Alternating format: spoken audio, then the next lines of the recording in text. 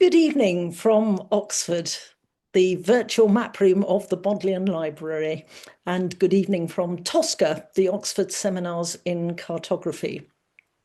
My name is Elizabeth Baigent. I'm one of TOSCA's conveners, along with Nick Millee, who's known to very many of you in the audience. Nick will be chairing the question and answer session at the end today. So as we go along, at any point during the presentation, please feel free to put any questions that you might have for our speaker this evening in the Q&A box, which should be at the bottom of your screen. Please don't put them in the chat because we'll miss them there. The Q&A box is the one to go for. So we're excited about this evening's seminar, but before we get there and while people gather, can I just make a few announcements about other events in the history of cartography which may be of interest to our audience? And the first one is from our sister series, Maps and Society, which is at the Warburg Institute in London in person and also is online. And their next event is on the 26th of February at 5 o'clock on their normal Thursday. And Bob Headland from the Scott Polar Research Institute in Cambridge is going to be talking about cartographical conundrums and Antarctic sovereignty. So polar matters are rather the flavour of the month. So I'm sure that that will be a really useful and insightful lecture and interesting to go to. And that's the Hakluyt Society lecture within the Maps and Society series. Our next TOSCA event is exactly a month today, on Thursday, the 12th of March. And we're delighted to be welcoming Vera Dorofeeva Lichtman from the École des Hautes Études en Sciences Sociales in Paris.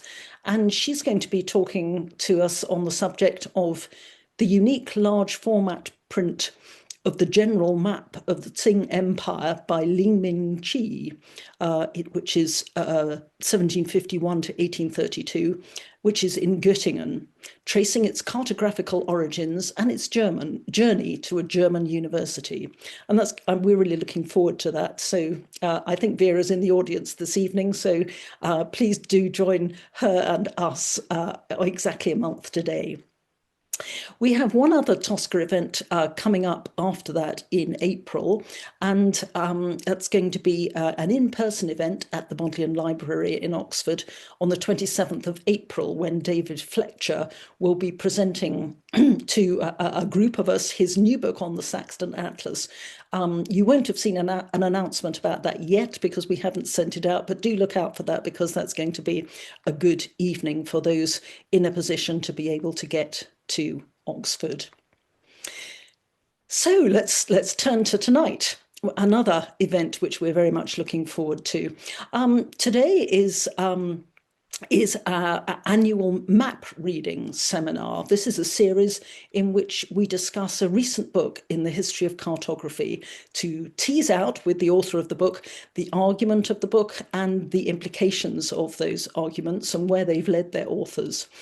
And the point is to present research literature to academics in the audience for discussion, but also to share the recent publications with a more general audience so that people without necessarily a research interest get to know some of the exciting things going on in really up-to-date scholarship in the field. Perhaps we could have the first slide now, just from Camille. Thank you. So this is just the covers of some of the books we've considered so far, all really interesting books which have been very stimulating to discuss. And we're now, this 2026 map readings, for this one, we're delighted to welcome Camille Serchuk to talk about her new book, Lies of the Land, Painted Maps in Late Medieval and Early Modern France, and that was published late last year. So we're delighted to welcome Camille. It's always a pleasure to see her in the flesh or online, and I'm sure we're in for a very lively evening. So welcome, to TOSCA, Camille. For those of you who don't know her, Camille is a professor of art history at Southern Connecticut State University, and her research has been primarily on the relationship between painting and map making in late medieval and early modern Europe, with particular attention to the ways that artistic techniques and practices enhanced and undermined the authority of cartography. So welcome again, Camille. Thank you. May I ask you, first of all, a little bit about your background? As I say, your training is in art history, and I believe your doctoral thesis was on images of medieval Paris. So I wonder if you could tell us how you got from there to your present work in the history of maps and why you made that journey.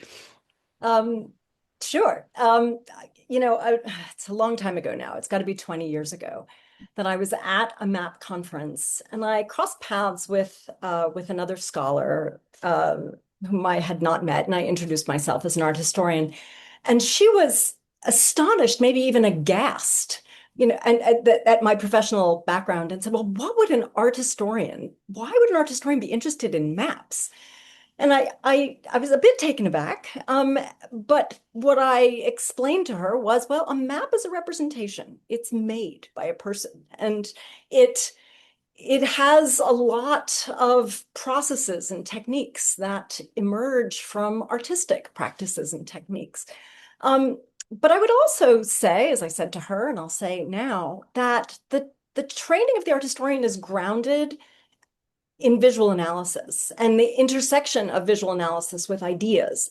And that's a great background to interpret maps. So I think that while we tend to have a bias that separates arts and sciences, and we tended to assign map making to science, my work has shown that that's probably not entirely useful, and that we can actually use a lot of art historical tools when we're looking at maps.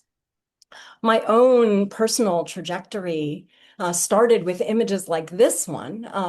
I was really interested in what we could see of medieval Paris. It started out as a kind of a graduate seminar paper and ultimately became the topic of my PhD thesis. Because they were images of the medieval city, and I think you can all recognize Notre Dame here in a manuscript from the middle of the 15th century. The angles at which the city was viewed, the monuments that were emphasized, all of these particular choices, they told us a lot about the urban fabric of Paris, but they also were kind of guided by the patrons who commissioned them, by the political context of the day, of the religious beliefs at the time. And so an image like this, which was made towards the end of the Hundred Years' War between the English and French, shows the dispersal of demons, but by the faithful gathered. But those demons were also understood in this manuscript to be the English, right? So there's in the wake of the English occupation of Paris that ended in 1429, and so the way that topography could be wound together with politics was really interesting to me. And then when I was finished with my PhD work, I wanted to expand the scope of what I'd done, thinking about the relationship of topographical imagery to politics, and to a kind of a more French project, not just a Parisian one. And I was in the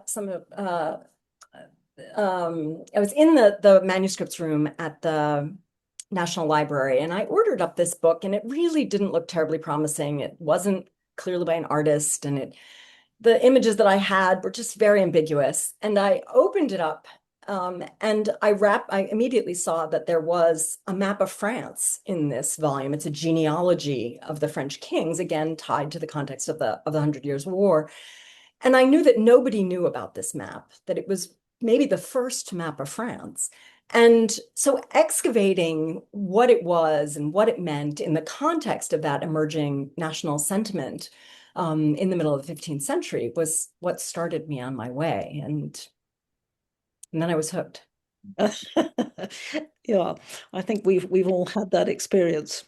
So moving on from that very early work to, I know that many people in your audience, in our audience, will be familiar with your 2019 work, Quand les artistes dessinaient les cartes. And so that's situated local and some regional map making within the traditions, the training, the expectations of painting and painters. And I wonder, in a couple of sentences, if you could just this is a tall order, I know, summarize that for us, and particularly explain how it relates to this evening's book so that we can, again, just see that trajectory. Sure. So the idea for this exhibition originated with the French historian Juliette Dumazy, whom I met, in fact, at an Oxford map event. So the Oxford and mapping has a hand in the genesis of this exhibition. And Juliette was really had studied maps and was very frustrated by how hard it was to actually see details. And she really thought like, what we really need is a really beautiful catalog. And of course, a really beautiful catalog comes with an exhibition. And she had started to build a corpus of local maps. And I had, at that point, started to work on the book that would become Lies of the Land. And I had my own kind of interest, particularly in the artist's role in local map making. And together with the map curator, Nadine Gastali, we assembled what was the largest show of French local maps that had ever been mounted. So we had a bunch of different goals. One of them was essentially to show that although it had always been assumed that there really wasn't a big corpus of French maps, that there weren't many. In point of fact, we knew that was wrong. And we wanted to show how many there were. There were over 100 maps in the show. And so that right away just kind of changed the playing field in terms of how we could study these objects. Most of them were known very locally by the archives or in relation to local history where they were kept, but there was no kind of bigger national vision of these. And so part of our task was to show that there was a corpus, an ample corpus, to show the extent of it, to show the values, the differences, to explain techniques, to explain the functions, the purposes, the patrons, really show how these maps had a much bigger role than we tend to think that they did. And so what's the link then to my work? I mean, I partly it was the thinking about the show, the installation, the catalog entries, all of that certainly nourished what I was doing, what I was hoping to do in Lies of the Land. And it definitely it did shape my thinking. What I was hoping to do in Lies of the Land was to think about artistic participation in map making, not just in local maps, but across all scales and scopes of maps. And so this was very much an important piece of the beginning. But then what I ended up doing with Lies of the Land was to take it in a slightly different direction.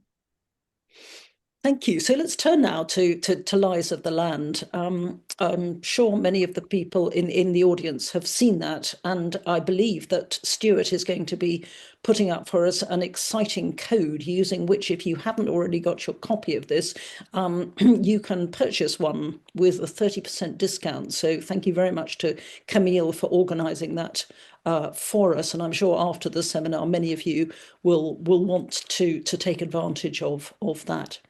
So turning to that book, and you can see there the cover, and our audience will get a sense from this cover, from the last book cover, of the real visual richness, I think, of the material you're working with, and maybe this would be a good place to consider why these objects are maps in your view, and why the process of making them is map making. You already alluded there to some people being aghast at the idea that these images could have anything to do with maps. So perhaps you could tell us about that, and tell us how they intersect with the objects produced by and the processes of mapping considered more narrowly, more conventionally. Sure. Okay, so that really kind of gets at what's a map. And that's a big question. I do think that the maps that I work on are maps. The people who used them thought they were maps, and the people who made them thought they were maps. So I think we need to, when we're thinking about what a map is, we probably want to be thinking historically. Certainly, we're conditioned today to think about what a map is because of the maps that might have appeared in our schoolrooms, because the maps that we interact with on a regular basis, the maps often on our phones. Maps we use on our phones we mostly use for navigation. The maps we saw in our schoolrooms were meant to give us a sense of world geography. Mm, yes, there are medieval and early modern maps that were made for the purposes of navigation. And yes, there were maps that were meant to give us a sense of the geography of the world. But I think that the maps often had slightly different purposes in earlier periods. And I don't think that means that they weren't maps. They weren't necessarily made with measurement and instrumentation. And we're used to maps that are made with measurement and instrumentation, but that's kind of the culmination of a long historical process. And so we think that only a map that's made with measurement and instrumentation is this the only accurate map? But I think that idea of accuracy is, first of all, very kind of historically, culturally conditioned and constructed. And it really depends on what's at stake. So if we think about a map like this one that was made to resolve a dispute about some tax boundaries, you could say, well, it's not an accurate image. The measurement, there's no measurement. I guess I would say, well, there were no measurements to measure against. So it's not a question of what we're comparing it to. What mattered here was whether a document could be generated that looked like the territory. And that, in that case, accuracy is produced by direct observation. A legal map like this one, where there are two feuding parties that are disputing, they disagree about everything. They disagree about absolutely everything. But they go and they walk the terrain together with their lawyers and the judge and the artist, and the map is made. And then they sit down and they verify what they see. So these are parties that are disputing every single thing, but they have to agree on the map. And once they agree on the map, it's accurate. It satisfies everybody's needs. It satisfies the needs of those very different perspectives. So I think when we're thinking about what a map is and how it might satisfy our need for correctness, I think it's a very, very different kind of process. And maybe I can give some examples, historical examples. For thinking about a medieval itinerary, I don't know, we're going to Canterbury. It's going to give you an indication of the distance from London to Canterbury not in kilometers, those hadn't been invented, but in days' journey. And the day's journey, that's accurate. Nobody's carrying around an odometer. It wouldn't matter if it were in kilometers. So in the context of the time, that's correct. If we think about world maps, we think about the Hereford map made around 1300. It's a lot of discussion about how Hereford is kind of a symbolic medieval view. It isn't. It's an encyclopedic representation in space of what was known about the world. It's not fanciful. It's not symbolic. It is what people believed was true. And so I think we want to be thinking about what a map is, not as a singular object, not as a single fixed, permanent, inflexible thing, but instead, as Matthew Edney has argued, it's a process. I would even say it's an exchange. It's a dynamic We have the person who makes the map. We have the person who uses the map in whatever way he, she, or they chooses to use the map. We have the object itself. We have the landscape, which changes over time. I mean, you can see this here in this map with all the trees falling down. One of the reasons that we have so many maps, we have a real growth of maps in the 16th century, is because we're in a moment of climate change. It's a little ice age. There are a lot of storms. There are a lot of floods. There are a lot of blown down trees that change boundaries. And so we have a lot of maps. So the landscape itself is changing. It's not a fixed thing. So we need to maybe think about what a map is as something that is a process, as something that is that can be qualitative as well as quantitative, as something that can be descriptive, as it is here, as it is here. In this example, this is another map made for a lawsuit between a town and some other holdings. And what it does is it puts the town at the center, and then it kind of has all of the surrounding elements as though they're viewed. You can see there are multiple horizon lines, as though it's viewed from that perspective.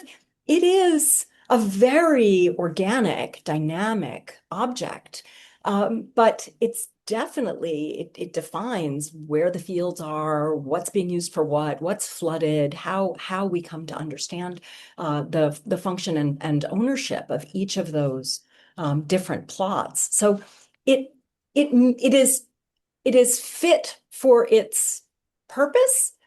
And I mean, maybe we want to think about purpose as being the driving force here. What's it for? And, back years ago, before we used our phones to get everywhere, you might draw somebody a map if you're trying to explain to them how to get from place to place. And you might say, well, you go this way, and then you're going to come to a stoplight, and then there's a hill and there's a turning.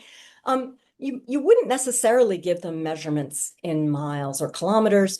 You wouldn't necessarily denominate all the shops that you pass along the way. I mean, it's irrelevant essentially to the route if it's a dog groomer or a coffee shop, right? So the map that you made, it was a map, but it's kind of filtered for its purpose, just as this one is, and fit for its purpose. And so I think we also need to be thinking about the map as a dynamic, as an exchange, and also as a very, very flexible object that was malleable, that needed to be adjusted depending on what it was for and who was looking at it and what they expected from it.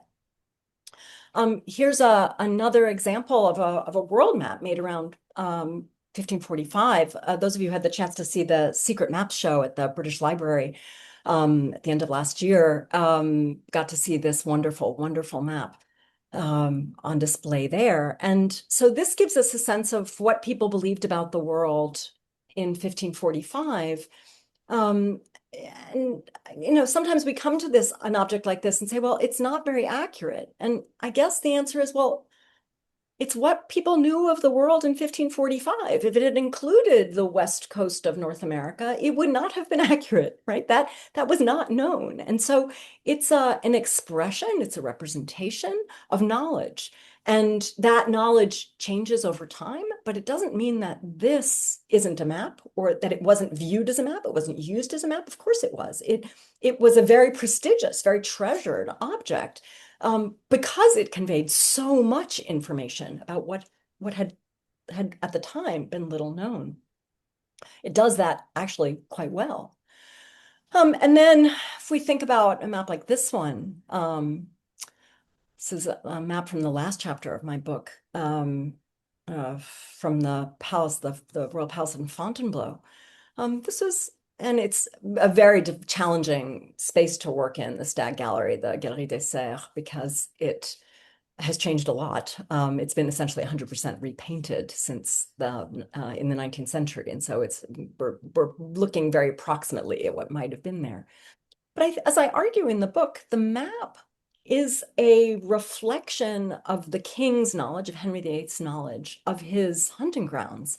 And so it has to function as a representation of what's in his mind. And it doesn't really it doesn't really impact us or it doesn't really impact the truth of the map if it's not exact. It did the work that he needed it to do. And all sorts of things that he didn't need in it are filtered out of it. So again, it's this dynamic relationship between the people making, the people using, the object itself, the changing terrain. I think that probably gets um, at what a map is in the context of the work that I do. Yeah. Thank you. Thank you. That's generated lots of ideas. So maybe following on from that and thinking about knowledge transfer, which you've mentioned, perhaps we could talk a little bit about who were the people who produced these maps in late medieval, early modern France, and where and how they worked, how they were trained, and how map making fitted into their other artistic practice. Mm. Yeah, great question. I mean, we could just start here with Louis Poisson, who's a painter, who's listed as a painter, who comes from the town of Gisors, and who is related to other painters who also make maps. So there may have been a kind of a generational connection. All kinds of painters from all over France made maps. In local legal contexts, in the context of atlases of the world, in the context of wall painting. We don't always know their names. And but as we start to excavate the archive, we start to find here and there documents that tell us. So we have documents that tell us that this very lovely and delicate map of the Rhone outside of Avignon, which you can see here, was made by a painter named Nicolas Dipre to settle again a dispute about this island, which had undergone some flooding and therefore didn't look the way it used to. People who controlled it were disputing it. Nicolas Dipre is a painter who makes oil paintings, but we have painters of all kinds of expertise, artists in stained glass, in one case, a potter, artists really of every kind of specialty. And they appear, from what we can tell, again, from the archival evidence, to have taken up this work sometimes very regularly. There are artists who specialized in this, and sometimes on an occasional basis. If we think about what artistry, what artist training does for map making, well, every artist is trained to draw. I mean, no matter what you end up doing, whether you design stained glass or whether you make paintings, your drawing is your fundamental tool, and drawing is what's needed here, right? It doesn't matter how many units of land were on that island. What matters is a just division of control of the property. And so it has to be described, it has to be represented. And for that, you don't need a surveyor, you need a painter, you need somebody who can draw. And, we can see this is a painting of Nicolas Dipre. It's a little hard to make connections between his painted work and his map work. He's obviously interested in elements of the natural landscape and in cliffs and trees and so on. But there's not necessarily a one-to-one correlation. I think what map making did was it gave artists an opportunity to study the landscape. And it's a verified process, as I've just explained. So he's going out making this map of Avignon. He goes out several times by himself with other lawyers from lots of different positions around the river. He really studies this space from every direction. And that scrutiny of the landscape, scrutiny of the natural world, which is then verified by the parties to the suit, right? I mean, that's a great process for an artist, right? To have that kind of attention to your work and the correction of your work when it does occur. So I think that there's that. There's also the fact that map making as a sideline, if that's what it was very well paid. We have evidence both from accounts that show that artists were very, very handsomely paid for this work. But we also have the account of the potter Bernard Palissy, who made the most extraordinarily peculiar objects. They're kind of ceramic platters with lots of squiggly creatures on them, snakes and bugs and frogs and so on. They're very, very inventive and bizarre. And he says, I was called upon to make maps because I could draw, and the work is extremely, extremely well remunerated. And I used that money to fund my experiments in ceramic. So I mean, I think that it provided opportunities, it provided cash. It also is at the moment where artists are starting to engage with the landscape as a subject. So I think there's probably some more reflection to be done about map making and the rise of landscape painting. This map was made by two artists. One who kind of had very general specialization. The other one, Romain Buron, was himself a stained glass designer. And for this dispute, again, about logging rights in a forest in Normandy, he presents what really looks more like a drawing. It's a large drawing. It's very handsome. It goes far beyond what I just mentioned as fit for purpose. It's really, there are a lot of purposes here, I think, and so that may explain how ample and this is decorated. But Buron, as a stained glass artist, was familiar with the process of presenting a drawing, a cartoon, we call it, for stained glass. And so his approach to this is not painted, but it's drawn. And we also know that we have some of his windows, a few of them survive. And you can see he's got the little well here. And we've got a well in one of his windows. It's pretty clear in his window work, he's influenced by print. And so then we have some real interesting circulation of ideas between print and stained glass and map making. There's really a cross-fertilization across the arts that I think is really important. And I think we haven't drawn map making into that conversation yet. Thank you. That's really helpful, really interesting. And to turn from the makers to the patrons, you've mentioned legal maps as one really important consideration here. Why people commission the maps, but why was it that they commissioned visual rather than textual objects for their various purposes, legal and otherwise? And can we infer anything from the commissions, from the finished products, about the way in which patrons visualized land and territory? Oh, absolutely. I mean, maybe we go back here for a moment. So there's a dispute about logging here. And what the two artists have done is they've shown the disputed terrain, the entire extent of the forest, the small surrounding towns, and then the larger towns in the region. You can see Amiens is here and Paris is here. It includes a much bigger frame.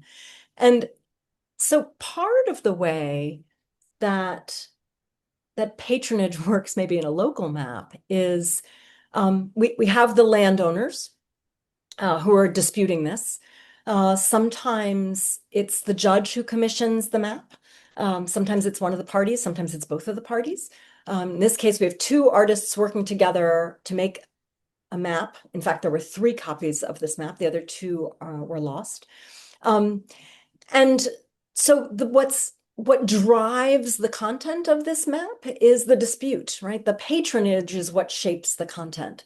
I think the prestige of the patrons here also explains the addition of the cities as a way for 2 very young artists to show off their talents and maybe to get some additional commissions. We could also look at a map like this from a land terrier made for Catherine de' Medici. So a landowner wants a knowledge of the extent of her land. What does it look like? How will I recognize it? I think it's important to bear in mind that most land deeds were descriptive. And so it would say, well, your property goes from the river to the road. And as I've said, we're in a moment of climate change, we're in climate crisis, even in the Little Ice Age. the river could flood, the road could wash out. Saying that it's so many hectares or the units that would have been used in the day, arpent, doesn't tell you anything, right? What you need is a visualization of the land. And for that purpose, the patron goes to an artist. Um, I guess so we have patrons who are landowners. The patron could be a town. The patron could be, I mean, all kinds of people particularly interested in local maps. But and these are images that are made for local display. Why does it need to be beautiful? Well, I mean, that again reflects well on the patron. That's a way of showing that the possessions of the patron are handsome, are delightful, are worth a lot. And so the refinement of the map is a reflection, or works as a kind of a mirror of the patron as well. When we look at sea charts, I think the patronage questions sometimes get a little bit tricky. This atlas, for example, bears the arms of Henry II of France, but they're scraped out. And so it's not clear, they're overpainted, they're scraped out, they're hidden. So it's not clear whether it was actually given to Henry and then given to somebody else who changed it, or whether it was never given to Henry and changed. I mean, it doesn't belong to the French Royal Collection, so its path is a little hard to trace. So we know that at one point it was intended for Henry, but we don't know who intended it for Henry. We think about these Norman atlases that they were commissioned by Norman privateers, by Norman navigators, not for their own use, but as gifts to present to the crown and to its circle, with the hope that this vision of the world, this luxurious, seductive presentation of the world, would kind of enable royal, enhance, induce royal investment in the journeys that would take French travelers, French uh, um, uh, our French seamen to Brazil. So we're looking at an image of Brazil. South is at the top, which is quite common for maps like this. Everything about this map is intended to make it appealing to the viewer. So the patron, the maker, the giver of the gift isn't that as important as the recipient of the gift, who's engaging with this very beautiful landscape that seems kind of delightful and full of resources and easy to manage. If we look at patronage of the Stag Gallery in Fontainebleau, the patron, I mean, to some extent, this is a mirror of Henry IV's interest in the hunt. Yes, it has these very wonderful bronzes that were brought from Rome for the gallery, but what the motifs of the gallery, as you can see from the trophies on the right, maybe also if you have good eyes, you can see the little hunting dogs and the weapons in the ceiling. The theme of this gallery is hunting. And so it really is an expression of the passion of the patron in this case. Henry was a very, very avid hunter. He was once a captive, and he told his captors that he was going to go out hunting. He was just going to, he was in captivity, but he was going to go out for the hunt, which he did so often that it was a completely plausible thing for him to say to every one of his letters. He was always talking about hunting. He's obsessed with hunting. And so he tells his captors he's going out hunting, and he uses that occasion to escape. I mean, hunting is part of Henry VIII's brand, Henry IV's brand. So it's very much his space, and there is plenty of reason to believe that it was largely unintelligible to anybody else. It was really a space for him to reflect on and to recount his experiences of the hunt. So yeah, in all of these cases, patronage, I think, exerts a lot of pressure on what the map does, on the function of the map, on where it is, on who uses it, on how they use it. I mean, patronage, I think, even sometimes when it's very mysterious, as with the Norman maps, plays a pretty significant role in that exchange, in that dynamic exchange that I mentioned at the outset. Thank you. Thank you. Let's just turn to the maps themselves as material objects. And you've already showed us some of the huge variety of media and supports and dimensions and so on. Perhaps you could just elaborate that a little bit so our audience gets a really good idea of this enormous variety of maps. And then maybe you talked again about transfer. We could think about them as occupying this sort of liminal space between artistic and cartographic ways of seeing, conventions of representation, contemporary artistic fashions, and so on. Yeah. So I want to give you a sense of the range of these maps. This one is tiny, folded into a book that was a gift from a young noble to his father. It shows Provence as you can see, a kind of recumbent, peaceful, quiet place, very tractable, we could say. And it's shown with the family's arms. And so a map like this, the map itself here is drawn from a printed map, right? And then it's elaborated. Then it's transformed by the painter into a political image, into an object that conveys a lot more than just the disposition of the places. I mean, again, we go back to what's a map. I mean, it's a spatial representation. Well, it does that, sure, but it does a lot more here too. It tells us about the character of that space. And so these maps that are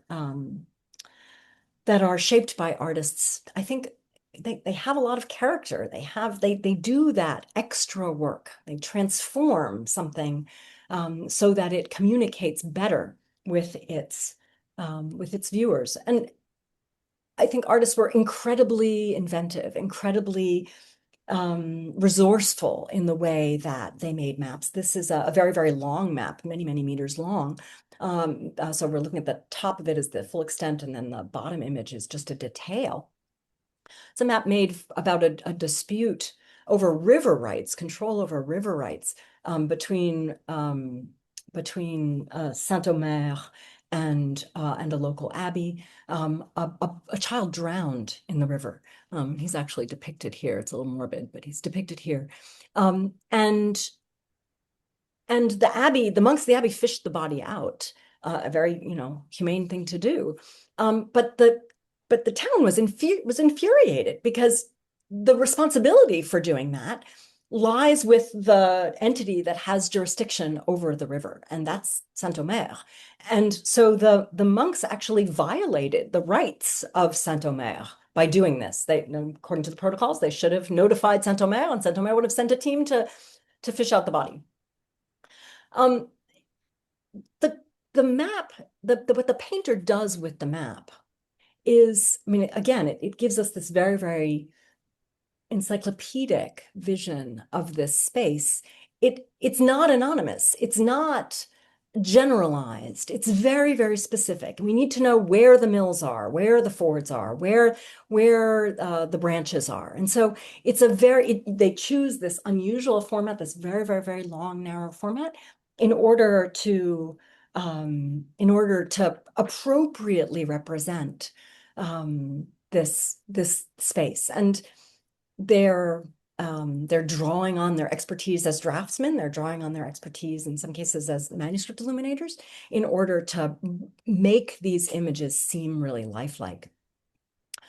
Here's an example of a map on canvas, again, probably copied from print, that commemorates the Siege of Autun, and it was displayed in the town hall of Autun. And so a print wouldn't have sufficed for a situation as prestigious as as that. And so what the painter did here, we don't know who it was. There's some thoughts, but they're a little ambiguous. The painter copies the print, adds some detail, does the whole thing in color. The colors are terribly faded today. It's something that happens with green, unfortunately, is that it tends to yellow. And so it's part of the prestige of the image. It's part of the importance of this event in the history of Autan, that it's put in this format and publicly displayed. And we have a map like this one too today in the British Library. This is a really interesting case of an artist collaboration with a map maker. We know this map is signed. It says it's made in Arques in Normandy by the priest Pierre Descelliers. And it shows again, middle of the 16th century, the extent of what was known about the world and what was believed about the world. There had to be a southern land, a terre australe, if there was so much of a land mass in the north. Nobody had been there, so it was a little speculative. But what we have here in Descelliers' world map is just almost a carpeting of the continents with vignettes and with little, there's text, there's the Red Sea, which you can see quite dramatically here. We have all kinds of peoples and practices, structures, animals, all across the surface of the map. It's an incredibly dense network of information, and it doesn't much resemble what's going on in painting at this time. There are a few incidents where it does. We have trees that are found in other Norman examples. They're kind of slightly weepy, willowy kinds of trees. There are some fabulous poses of figures who kind of stand in a very stylized, decorative way that we recognize from other types of imagery. But what I like about the Descelliers map is, and its relationship to painters, is that Descelliers also made other maps. One of them is going to be discussed in an upcoming event. It's a map in Manchester, also of the world. Looks very, very different from this. The chart is very similar, but the decoration is really different. So one of the hypotheses has long been that Descelliers did the whole thing himself. Well, the two maps in Manchester and in London, they're completely different. The charts are similar. The decoration is absolutely, it's drawn and draws on different influences. It uses a different palette. The figures have different forms. The landscape has different forms. Everything about the decoration is different. So it can't be the work of one artist. And what that does is remind us that the making of maps in this period was a very collaborative one, was a very dynamic one, as I've suggested, and that it isn't just the work of a single person. I guess I would say, going back to Fontainebleau, that in terms of what we see as connections to artistic traditions, it's a little tricky. Maps remain they remain pretty stable as a form, really over several centuries. And so while artistic style does change, the practices of map making, which are again tied to functions, purposes, needs, they remain relatively, particularly in the case of local maps like this one, this forest map, they remain relatively stable. And so that's, I think, also from an art historical position, kind of interesting. It suggests that artistic style is something that you can turn on and off, that it can be deployed as necessary, as appropriate. So I think that's one of the ways that that looking at maps also kind of presents some very provocative questions for art history. That's really interesting. Thank you.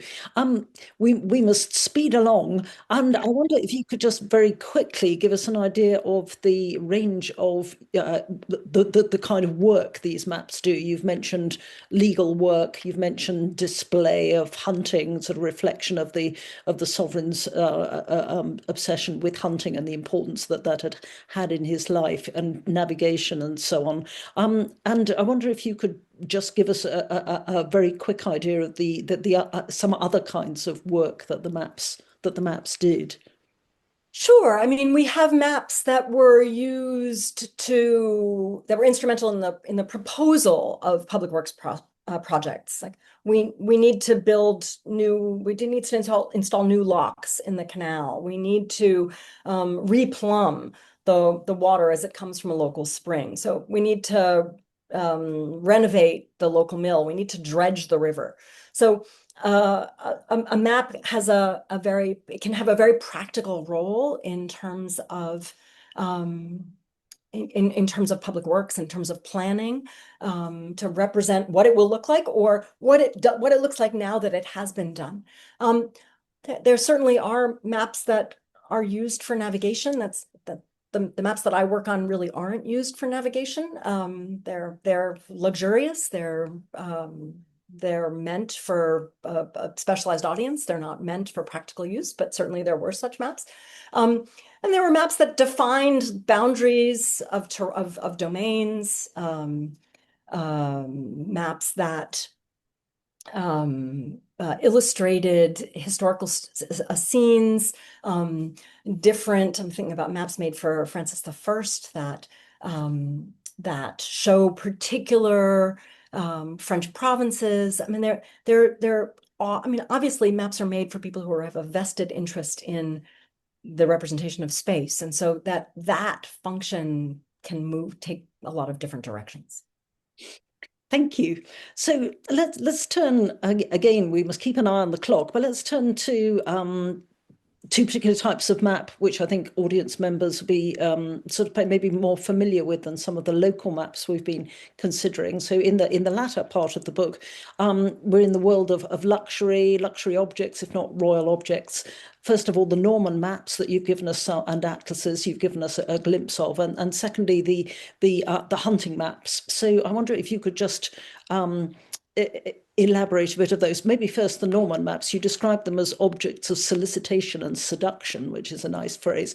Can you tell us how these luxury objects fit into your argument? And maybe Sure. sort of, yeah, over to you. So this is the Villard Atlas today in San Marino at the Huntington Library. As I've said, these Norman atlases, we don't know who Villard was. We're not really sure who the person for whom this was destined was, whether he's the maker, whether he's the giver, what his name is in the volume. These volumes, maps like the Decellier that I just showed you, were meant to stimulate royal imagination. They were meant to encourage and facilitate exploration, to show places that the French could go. And so in this case, we've got a chart. You can see all the details of the chart. It's got it's got compass roses and then these lines, the rum lines that are used for navigation, a scale here, indications of danger in the reefs. So it is essentially in its skeletal form, a functional chart. But it's not used for navigation. You'd never take a volume like this on board a ship. Instead, it was meant to help the king imagine what would be there when French travelers got there and why he should give them money to do so. And so this view of Sumatra, it says Terra Java on it. We see this kind of Edenic scene here of somebody sharing an apple. We have a ruler. It's very peaceable. But there are lots of resources. We have families. Everything about this. A little tortoise. Even the little reptiles don't look particularly threatening. Where there is conflict, it's in the far distance. So the painter here is essentially using the traditions of manuscript illumination to make this place seem safe, sexy, seductive, secure, tractable. So that the intervention of the painter is part of the rhetoric of the volume. Give us money so that we can go do these great things. We can go. We have access to these riches. And that's true in this another page from the Atlas in The Hague. French had a big interest not only in Southeast Asia but also in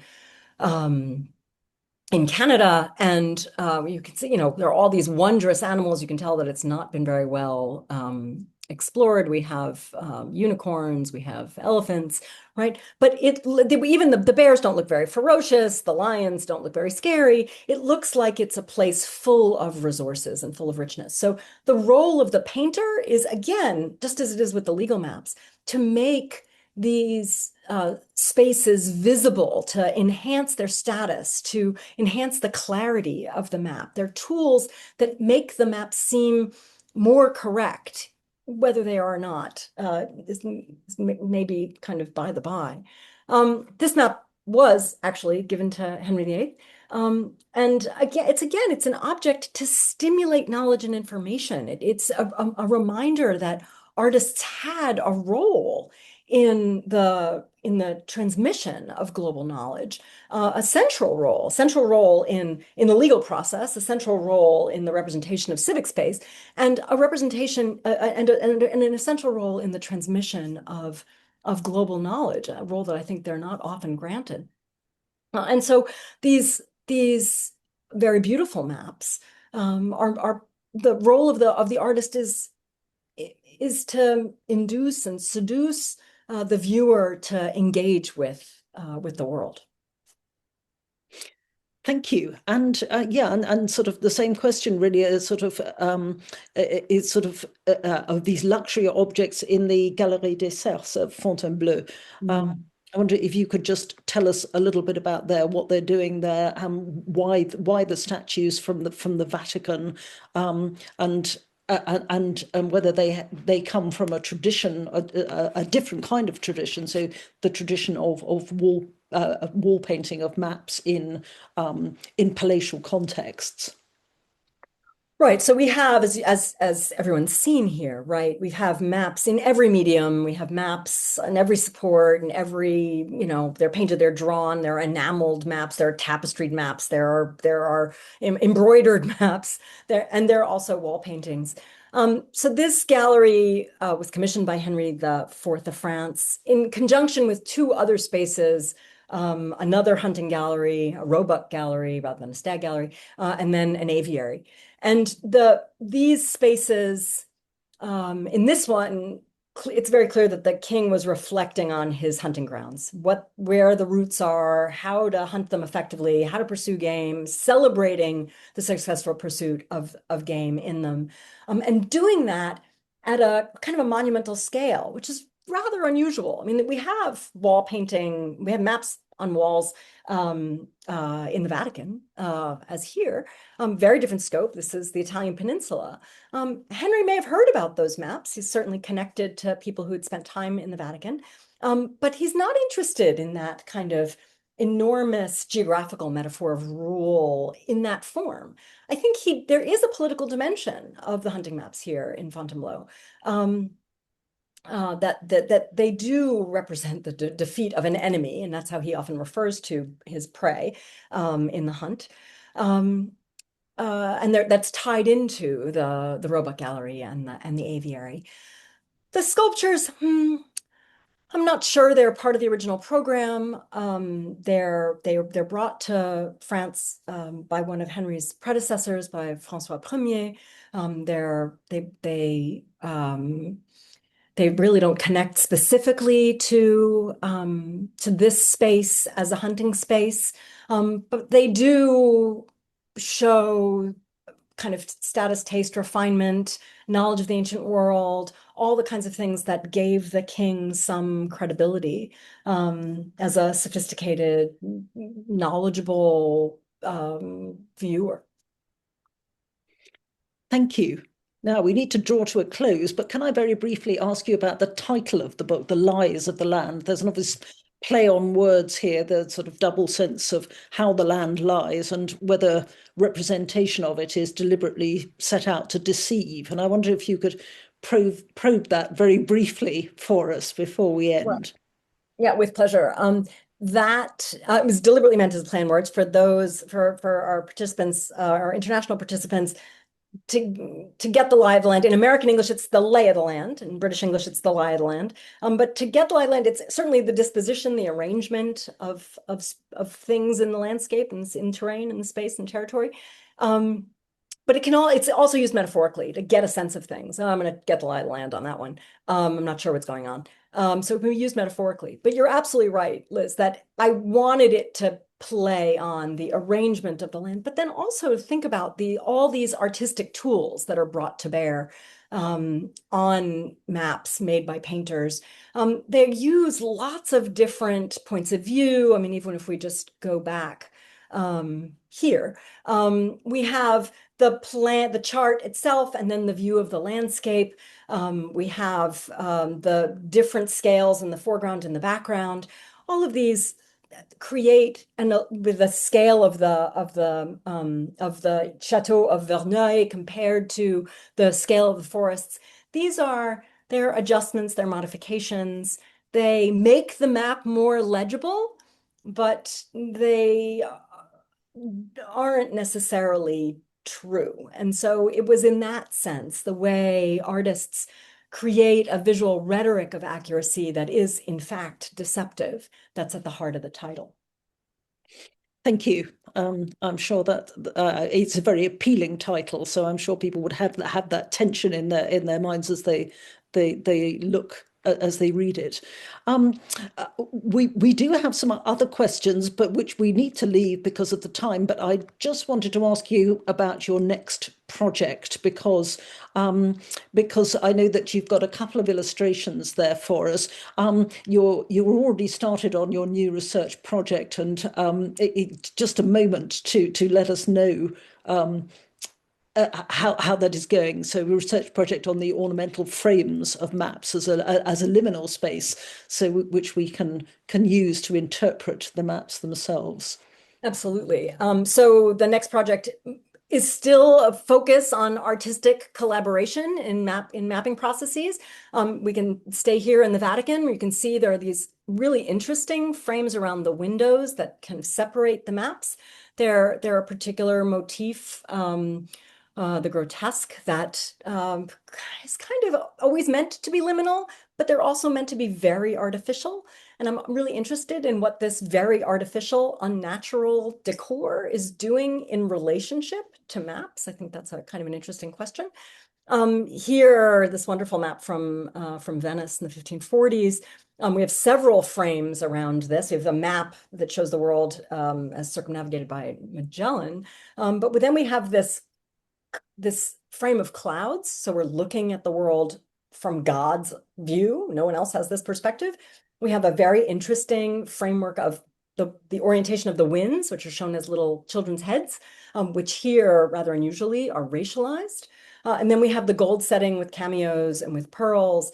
I mean, I think we can read the map of Magellan's journey, but I think we need to read it with the frame. The frame tells us about preciousness, about antiquity, about what's in the world. So I think that the frame does the frame has agency. The frame does a lot of work. Again, those of you who saw the Secret Map show saw this map several times. Here's a map of the world in the head of a fool. I think that the frame does quite a lot of work here. It's telling us that all the inscriptions say, oh, human folly, you're trying to know yourself, it's ridiculous, humans are ignorant, humans are fools.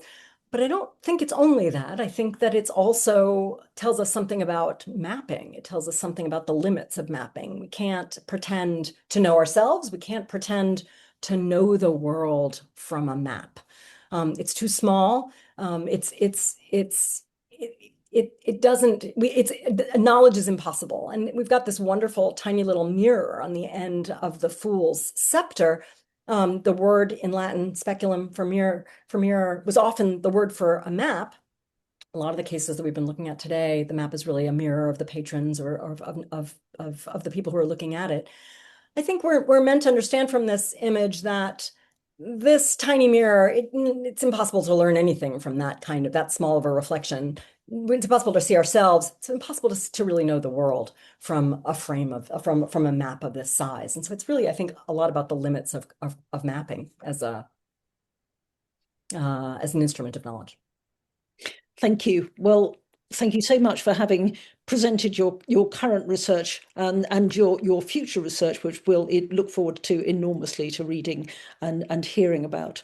But we must pass over to Nick and allow members of our audience to pose their own questions. So I will bow out, and maybe you could stop screen sharing, and Nick will come on and we'll enjoy questions from our audience.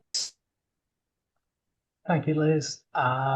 Thanks, Camille. I'll just give you a bit of a breather. You've been doing plenty of talking, but I have to say that from this side of the screen, I've been well and truly seduced by your presentation. I'm sure the rest of the audience have, and I'm sure they're all clamoring to make use of that very generous discount, which we flashed up on the chat earlier in the day. So do remember that if you're interested in buying a copy of Camille's book, there is a very, very good offer available, and you can find that back in the chat. Also, Camille mentioned the Decellier map in some detail, and the Decellier map will be being presented, or Donna Sherman, who's in the audience today, will be coming down to Oxford as part of the MAPS Analog Digital Day, which is going to be held on Thursday, the 26th of February. It's a hybrid event, so you can either pop in, book in. It's free of charge in the Western Library, or you can tune in online and you can book in via the Bodleian website, either way. So it should be a good day, and there'll be far more on Decellier then. So thank you, Camille. That's a very nice hook up between two potential events. Now, there are a few questions coming through. I'd just like to begin with a comment from Matthew Edney, who says, sorry, he's learned a lot, but he's got to go to a departmental meeting. Thanks, Camille. So I thought you might appreciate that. Thank you. But beginning with the questions, there are plenty from the audience already. So Cherie asks, since a lot of these maps are created due to legal disputes, how much did you have to study or research medieval law to understand these? Actually, quite a bit, particularly the adjudication of disputes. I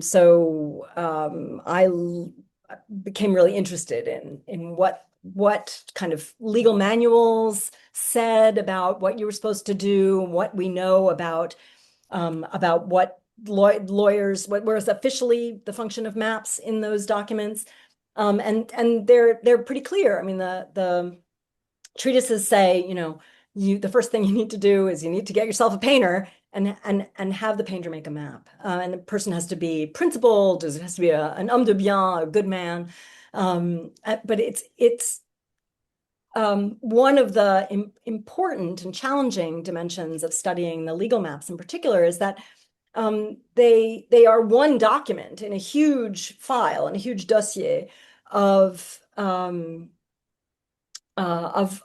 trial documents. And there's a transcript, what the French call a procès-verbal, that describes every single step of the thing. And so you can go, it's okay, we met in this place, and this lawyer said this, and that lawyer said this, and this person complained about this, and this person objected to that. And then we adjourned and we agreed to meet again in 6 weeks. And on that occasion, we agreed to make a map. So we then had to hire a painter. So the judge asked the parties to give him some names, and one party did, and one party said they didn't know any artists. And then so they went ahead with one of the named artists, but then the other party objected. I mean, it's almost like reality TV. I mean, they're really, really wonderful. One of the things I did learn, I've said this when I've spoken publicly before, is if time takes you back to the 16th century and you find yourself in the unfortunate position of being in a lawsuit with nuns, forget it. They always win. They have all the documents to hand. They're very, very well connected. They have, they're charitable. So there are a lot of people in their debt. The nuns, there are a lot of suits about nuns and or pertaining to conventional property. And boy, yeah, they are formidable opponents. My recommendation would be settle. That's very good advice. Good job we're not there. David asks, struck by what seems to me to be the early date of the Saint-Omer map. How early do we find these maps for disputes resolution in the 15th century? Oh, actually, we find them in the 14th century. The first one that survives, and that's a big challenge too, because with the legal maps, So I've just told you that legal maps come with a whole dossier of documentation. At the time of the revolution, when the National Archive was created, classification systems were defined that separated any documents that could have military value from text, particularly maps, from textual sources. And they're often given different shelf marks. So it can be extremely difficult to tie together the file and the map. So we think the earliest one that survives is from 1312, and it's from the south. It's from Albi, um, and while yeah, so there are some 14th century examples. There are a good number of 15th century examples. It really explodes in the 16th century, and I think I would say that might have to do with that. With the Little Ice Age, might have to do with climate change, because the landscape is so unstable. So much flooding, so many storms. There are a lot of disputes about, well, the property line is supposed to be the apple tree, but the apple tree doesn't exist anymore. What do we do? I guess the other thing I would say is there's a kind of a sunset on the legal maps, which is to say that at a certain point in the first half of the 17th century, painters start to fall out of favor as map makers for local maps, and surveyors start to rise in prestige. And so we move from an observed tradition of mapping to a measured tradition of mapping. And that's also when we start to see the increased use of land terriers, what the French call a cadastre. Those kind of registers of measurements necessitate a measurement practice, whereas the previous practice, which is based on a descriptive deed, doesn't necessitate a measurement. So there's a kind of a 300-year window when these legal maps are made, and then that's it.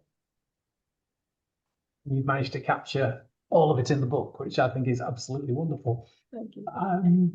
Gwen asks, can you point to any studies on how these traditions of map depiction have influenced the characteristics and rhetoric of imaginary maps that depict fictional worlds? For example, Narnia, Middle-earth, Slay's Ancient Map of Fairyland.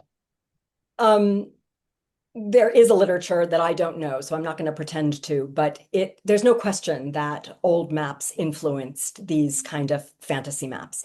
Absolutely, 100%. And there has been some work done on that. It's kind of some different disciplinary orientations. I've just told you about the merits of being an art historian coming to maps, but there are many virtues in being a literature person coming to maps, and many virtues in being a geographer and a historian and a political scientist and so on. There's no question that they are fertile ground for that literary tradition. Excellent, thanks very much. Imani says, you've stated that maps were meant to be sexy and inciting. Which map, in your opinion, gives you the most convincing images for a patron to fund exploration?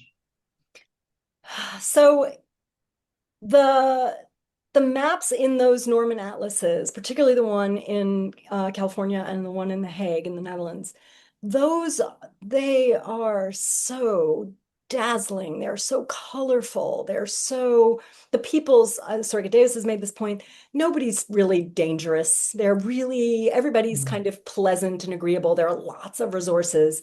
In the Hague example, there are a lot of nude figures around the edge of the map. This kind of recumbent beauties. And then the other thing that happens with maps of Brazil is that there are a lot of nude female figures, and they're front and center. They're in the foreground. They're the largest figures, right? So I'm being a little wry, but I'm not exaggerating a lot. There really is a very clear effort to entice and seduce and draw the eye into the map, and that's done with the female nude body. I would say the Hague Atlas, KB 129A24 is the best example of that. But in point of fact, all of the Norman atlases and charts have figures that are intended to engage a curious viewer. Thank you. And I'm guessing there's a fair number of these actually illustrated in the book, so people can go and have a look and make judgment for themselves. So there's another incitement to buy. Thank you. Vera asks, in your presentation, you usually labeled the images as maps, in quotations. I'm curious about how they are referred to originally. If I understand correctly, the map of France from the Atout Noble is a figure, which, of course, can be translated as map, but is still not its complete equivalent. And a very specific question about the map of France: is the prominent horizontal line going through Verdun, Paris, Orléans, Limoges, Toulouse, is it a road? Okay, it's great questions. It's not a road, it's a genealogy, and the genealogy is articulated as a rose vine. So it's not a tree, it's a rose plant, it's a rosier, and the green line that runs through it is the through line of the genealogy. So in that spot is where the Merovingian king Marcomir essentially establishes France. And so that it's located in the continuity of that genealogy.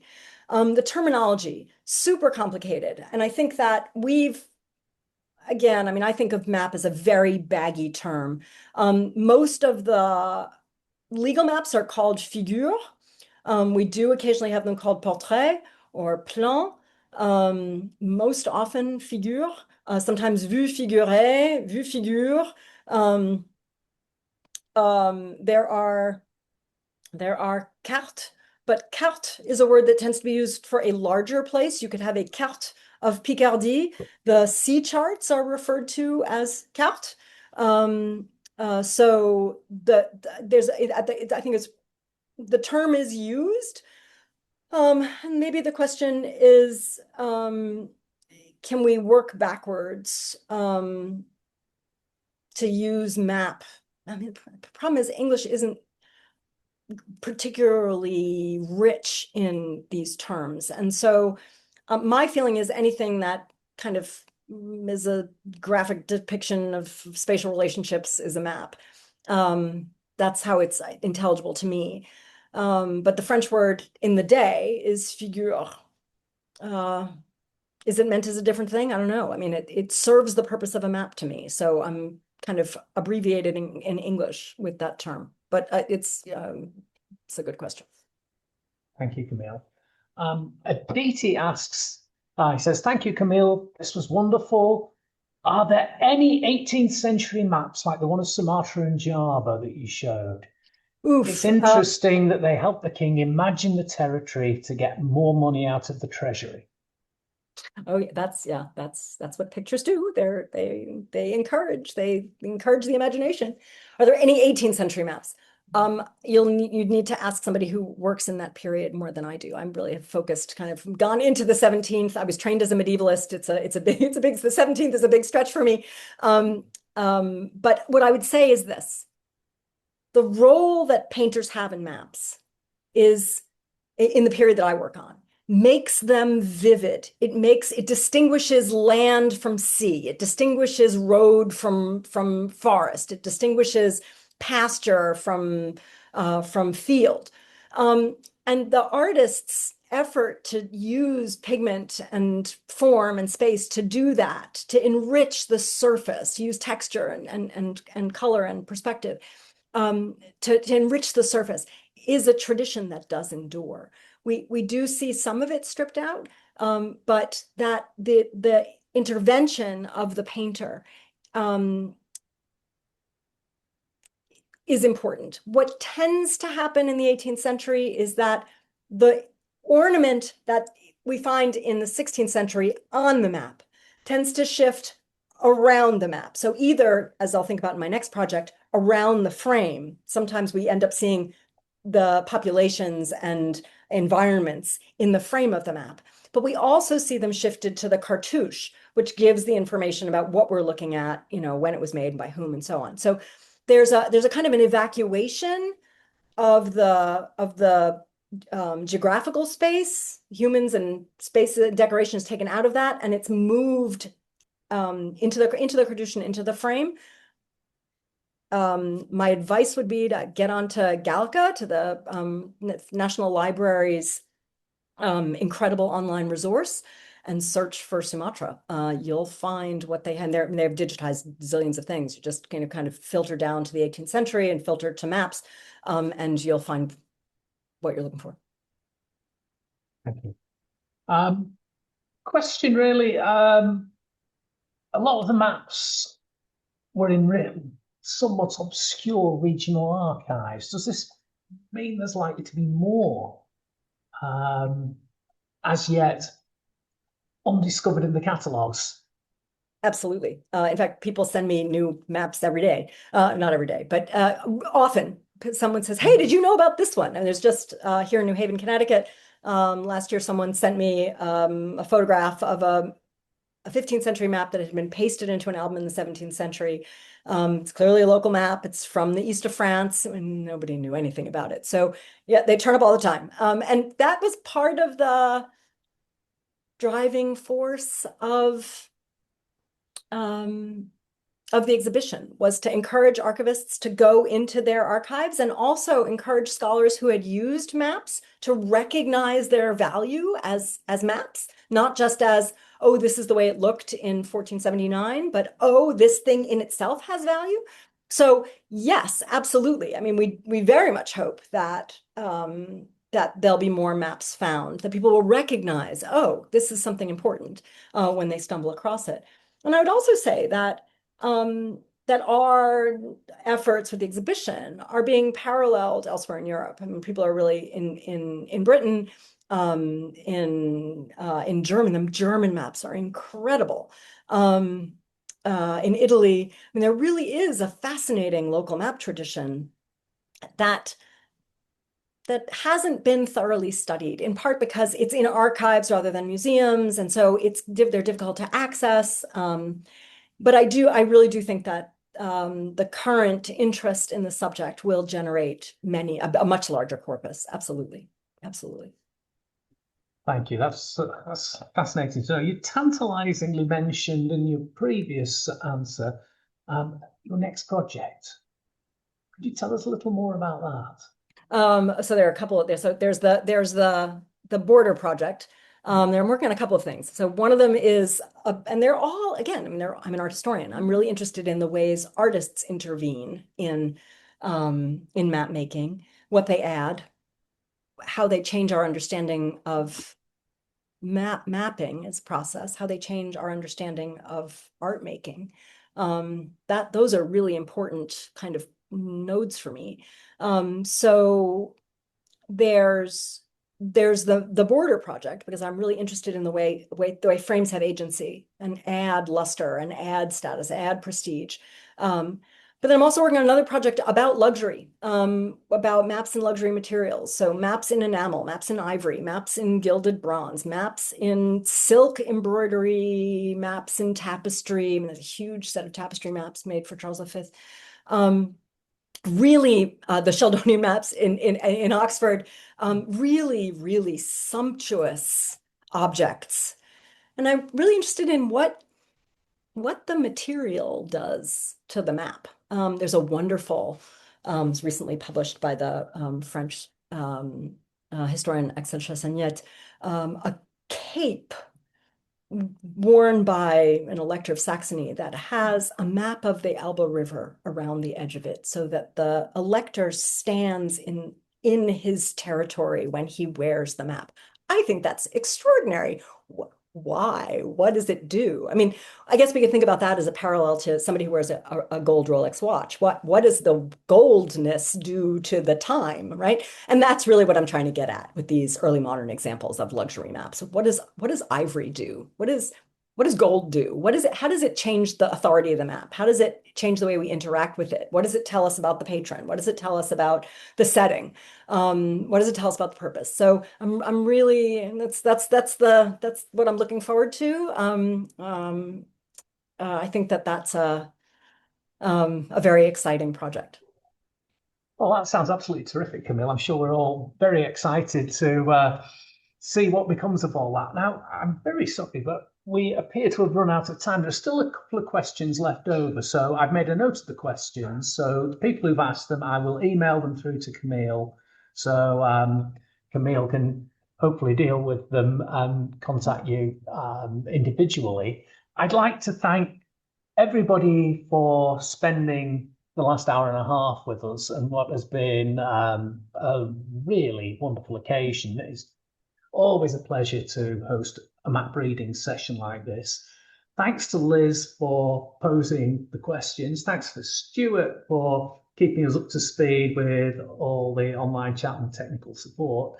And most of all, thanks to Camille for giving us so much of her time for what has been a real pleasure. So all that's left for me now is to remind people who are still with us that we meet again in a month's time when Vera will be talking to us about Chinese map in Göttingen. So other than that, we wish you safe journey home if you're at work somewhere else. Pleasant evening if you're in UK and Europe. Pleasant rest of the day if you're across the Atlantic like Camille. And thanks for your time. We look forward to seeing you all again very, very soon. So that's good night from Oxford, good night from Connecticut, and lovely to see you all. Thank you.